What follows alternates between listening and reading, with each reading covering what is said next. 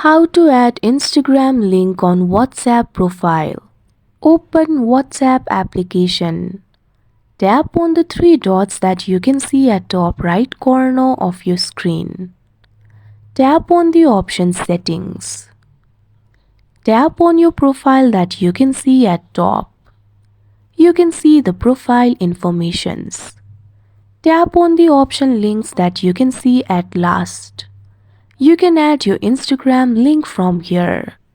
Tap on the plus icon that you can see right next to the option for Instagram.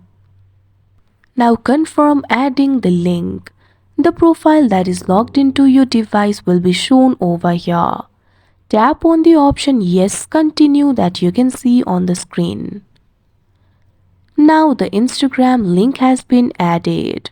Like this, you can add Instagram link on WhatsApp profile. That's it for this video. Thank you for watching.